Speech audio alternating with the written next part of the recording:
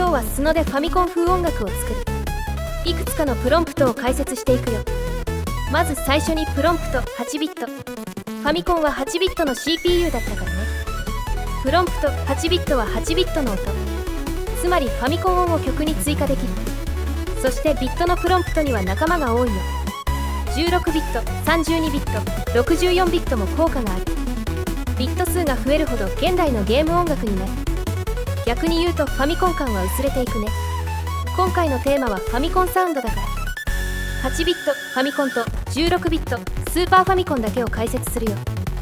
もう一つのプロンプトはチップチューン。これは普通に現代の音楽ジャンルだよ。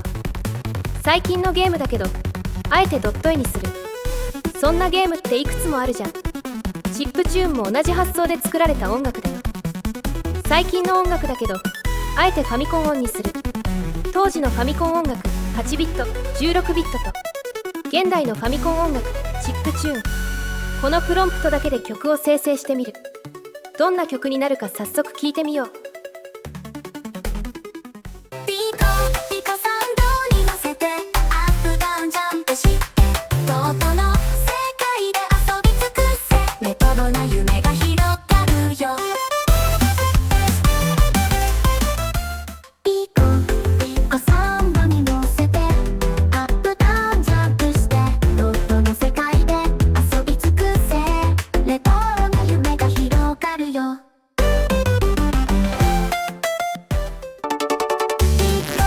ピコサウンドに乗せてアップダウンジャンプしてドットの世界で遊び尽くせ、レトロな夢が広がるよ。ピコピコサウンドに乗せて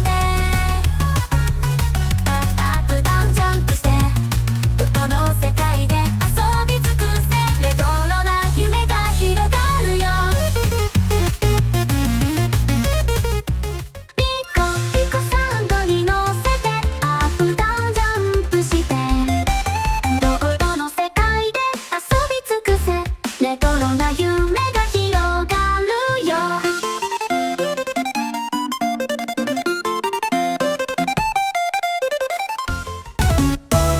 サウンドに乗せてアップダウンジャンプしてドットの世界で遊び尽くせ、レトロな夢が広がるよ。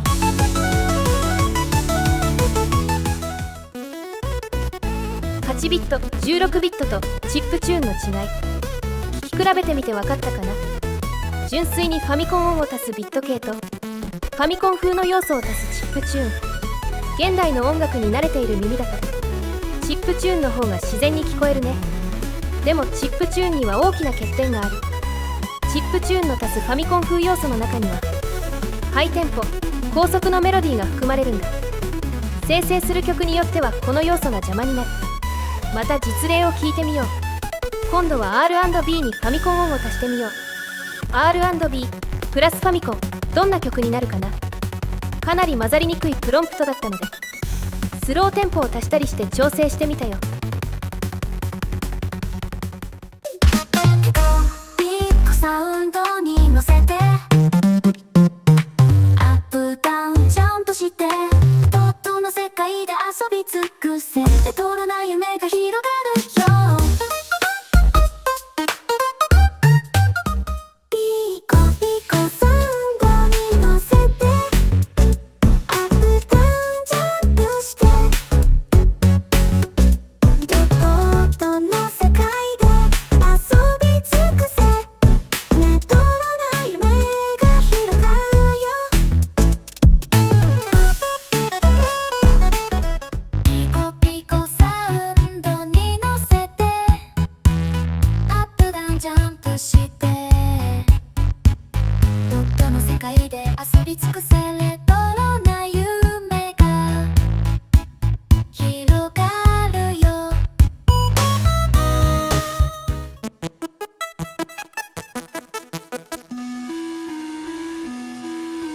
ピコピコサウンドに乗せてアップダウンジャンプしてドットの世界で遊び尽くせ、レトロな夢が広がるよ。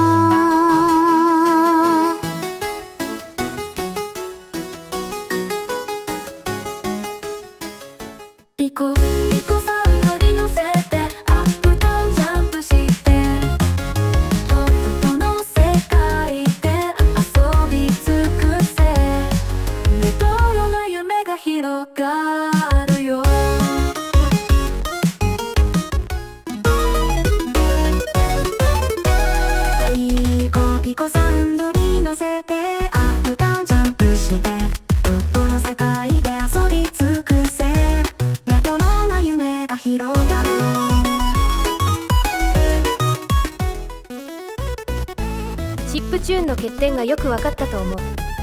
スノにおいてのチップチューンは高速メロディーの呪縛から逃れられないんだ。